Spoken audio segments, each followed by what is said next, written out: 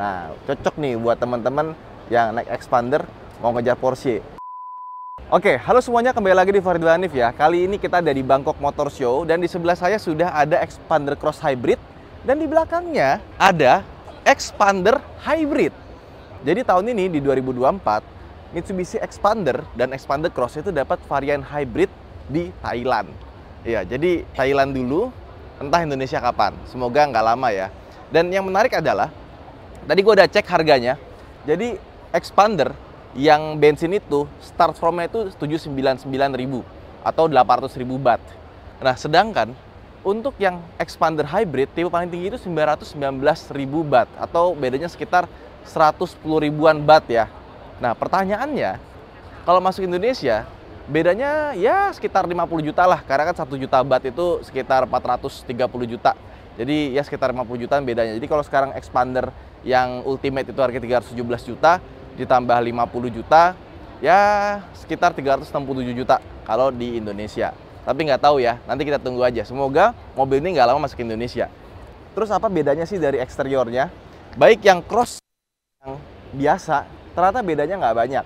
Kalau di Cross bisa kita lihat di depan ya, ada tulisan Hybrid Electric Vehicle, sama di bawah sini ada biru-birunya ya. Nah, di sini juga ada emblem EV dan lagi-lagi ada biru-birunya. Nah, dari belakang juga sama nih. Dari belakang juga sama, dia cuma ada emblem sama ada biru-birunya lagi. Jadi ternyata dari luar itu bedanya nggak banyak. Nah, terus mesinnya, apakah pakai mesin 1500 cc yang sama dikasih hybrid atau pakai mesinnya Nissan Kicks e-Power? Enggak. Ternyata mesinnya baru. Jadi nantinya Mitsubishi yang hybrid akan pakai mesin ini. Jadi ternyata dia pakai mesin baru, mesin 1600 cc MyFact. Jadi nambah 100 cc dan punya motor listrik yang tenaganya gede. Tenaganya 95 PS dan torsinya 200 Nm. Jadi dia bukan hybrid-hybridan atau mild hybrid, dia adalah hybrid beneran. Dan kita bisa lihat di samping ya, figur kehematan bahan bakarnya. Untuk rata-rata dia itu 5,2 liter per 100 km. Jadi hampir 1:20. Dan dipakai dalam kota lebih irit, jadi 4,6 liter per 100 ya. Jadi bisa di atas 120. Di luar kota lebih boros, 5,6 liter per 100 ya, hampir 120. Dan mobil ini masuknya ke hybrid electric vehicle. Dan untuk emisinya masih di atas 100 gram per kilometer, tapi oke lah. Dan lihat nih, untuk yang versi hybrid yang cross jadi 947.000. Jadi bedanya dari 919 ke 947, ya sekitar 30 ribuan baht. Nah, masuk ke dalam, ini kita akan menemukan beberapa perbedaan dan ada beberapa part yang diambil dari Mitsubishi X-Force. Yuk kita masuk ke dalam yuk. Masuk ke dalam interiornya. Oke, head unitnya masih sama dan nggak ada menu khusus buat hybridnya ya. Jadi gue pikir ada hybrid-hybridnya bisa diatur dari sini, tapi ternyata nggak ada. Nah, terus ke bawah sini kita akan menemukan shifter yang beda. Ini mirip sama punyanya Mitsubishi Outlander yang PHEV. Jadi P-nya itu ditekan, terus mundurnya itu sekali aja mundur dia. Habis itu kalau mau ke bawah lagi, nah ini baru masuk ke D, pencet lagi. Nah, itu dia masuk ke B atau regenerative mode ya. Nah, di sini dia dapat electronic parking brake, auto hold, sama ada drive mode. Yang drive modenya ini kurang lebih mirip kayak punyanya X-Force. Ada normal, bisa diambil ternyata. Ada normal, wet, gravel, tarmac, matte mode, sama ada charge mode sama EV mode. Jadi kalau Toyota itu ada EV modenya itu dipencet ya, EV only. Kalau ini EV modenya dipencet di drive mode. Tapi jalannya nggak bisa banyak, paling cuma ya buat parkir doang sih, sama kayak punya Toyota ya. Dan ada charge mode. Jadi kalau charge mode dia akan mengutamakan untuk ngecas si baterai mobilnya. Jadi ada 7 drive mode. Nah, ini bedanya hybrid beneran sama mild hybrid. Oke, terus setirnya kalian pasti familiar ya, karena ini setir yang sama kayak setirnya X-Force. Dan seperti halnya Mitsubishi Expander, dia nggak ada ADAS ya, dan nggak ada sistem safety yang lain kayak misalkan nggak ada blind spot monitoringnya. Dia cuma ada cruise control, nggak ada lane departure warning, lane keeping assist yang nggak ada. Makanya di bagian sini pun juga kelihatannya simple aja, nggak ada sensor-sensor. Nah, cuma di sini ada tambahan sensor ya, agak cukup besar. Karena ini untuk light sensornya, jadi dia bisa masuk ke auto mode ya. Sama di sebelah kiri, untuk wiper pun juga sudah bisa auto. Terus kalau kita duduk ya, posisi duduknya masih sama persis dengan expander yang kita kenal ya. Dia ada electrochromatic mirrornya di sini, dan speedometernya dia pakai speedometer baru yang desainnya itu sama persis kayak punyanya X-Force, cuma gambarnya beda. Jadi kalau Mitsubishi Expander Cross itu dia pakai speedometer yang sama kayak punyanya Pajero Sport, yang ini justru dibikin sama kayak punyanya X-Force. Jadi tampilannya pun juga dibikin mirip. Ya, kurang lebih kayak gitulah. Terus sampai ke kursi, ke belakang itu semuanya masih sama kayak punyanya Expander Cross yang kita kenal. Oke, jadi dari sisi safety itu nggak ada penambahannya, semuanya masih sama, airbag-nya masih 2. Sekarang kita ke mobil yang belakang. Tapi sebelumnya gue mau nunjukin ini dulu nih. Nah, ini dia bagian mesinnya, kelihatan lebih padat ya. Dan dibandingkan dengan yang versi 1500cc itu jauh berbeda sekali. Dari atas cover aja udah beda.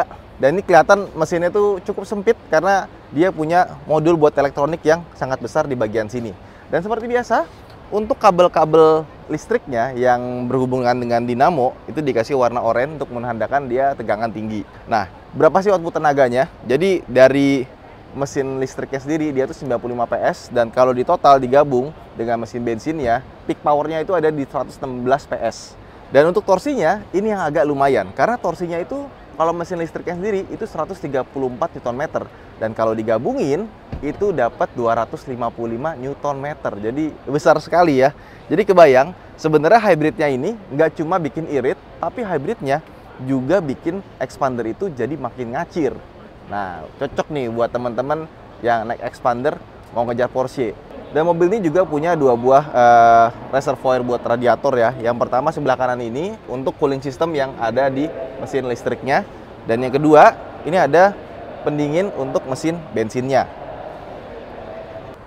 Nah, mungkin teman-teman bertanya, tadi kan kita udah bahas tentang keiritannya. Nah, gimana soal tenaganya? Nah, di sini dikasih tahu nih. Jadi dia pakai mesin hybrid electric vehicle, baterainya lithium ion. Tenaga motor listriknya 116 PS. Dan untuk mesin bensinnya yang 1500cc, dia di 95 PS aja.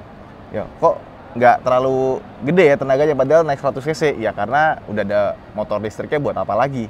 Dan terakhir, torsinya untuk motor listriknya itu gede, 255 Nm. Dan untuk mesin bensinnya, dia 134 Nm.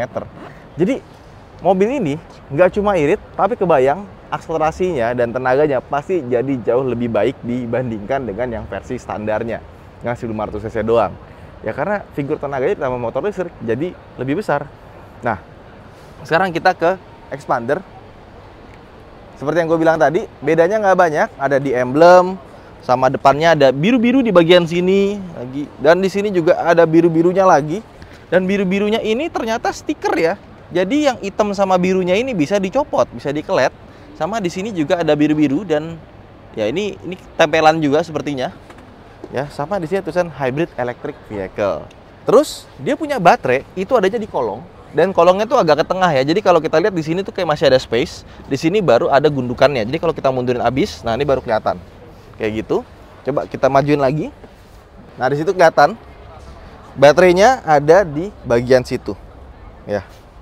Dan kemarin Suzuki bikin pernyataan juga, kan dia baterai mild hybridnya ada di bawah ya. Itu nggak boleh dikasih karpet dasar karena bisa bikin baterainya panas, dan kalau panas jadi nggak bagus, jadi cepat rusak. Nah, mungkin ini juga sama, tapi gue nggak nemu di mana pendinginannya ya. Apa jangan-jangan pendinginannya pakai water cooling yang ada di depan. Oke, sekarang kita masuk ke dalamnya.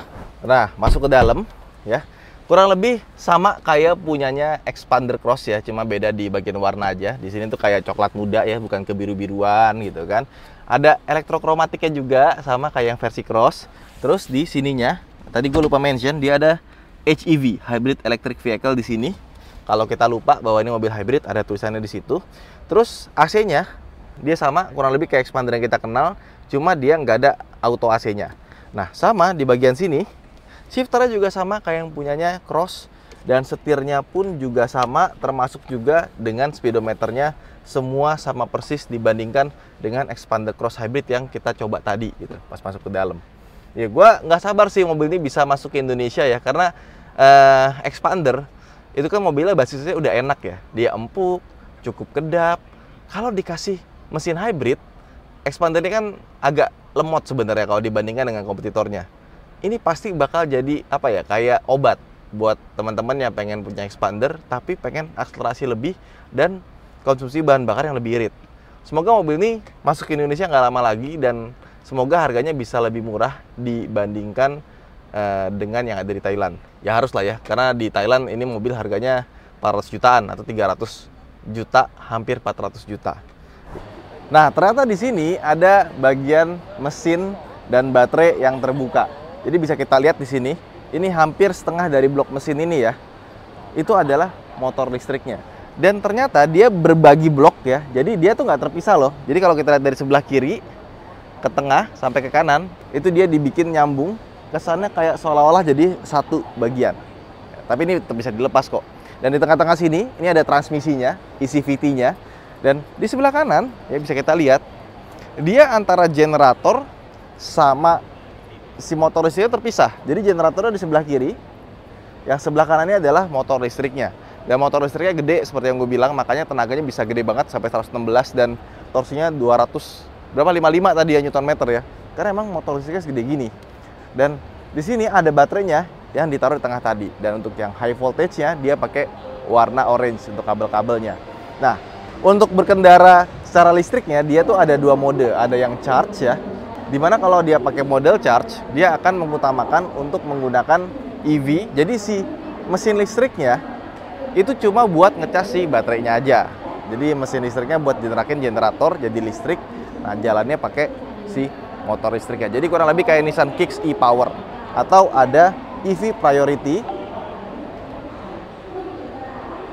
dimana dia akan mengutamakan EV-nya bekerja dibandingkan dengan mesin bensinnya.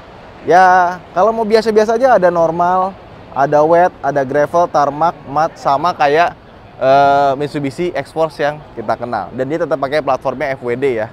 Di belakangnya, nih asbalaknya, nggak ada sangkut pautnya dengan depan. Jadi benar-benar dia bergerak independen, cuma ngikut aja. Dan satu lagi, ternyata Expander yang hybrid, dia punya rem cakram belakang. Jadi ternyata nggak cuma hybrid yang berbeda, tapi belakangnya sudah pakai rem cakram, sehingga nggak ada motor yang gede di belakang buat aktifin electronic parking brake-nya di bagian tromolnya. Nah, ini sudah dibikin cakram beneran. Ya wes, itu aja mungkin vlog kita kali ini. Jangan lupa untuk like dan subscribe. Saya Hanif, sampai jumpa di vlog berikutnya. Dan selama Bangkok Motor Show ini, kita bikin playlist di bawah. Jadi semua mobil yang ada di Bangkok Motor Show, karena Bangkok sama Jakarta itu kurang lebih mobil-mobilnya mirip-mirip, ditambah banyak mobil baru yang di-launching di sini. Gak cuma Expander Hybrid, Expander Cross Hybrid, ada Pajero Sport model baru ya yang mendapatkan facelift, sama ada Triton terbaru. Penasaran seperti apa? Jangan lupa untuk nyalakan lonceng. Bye-bye.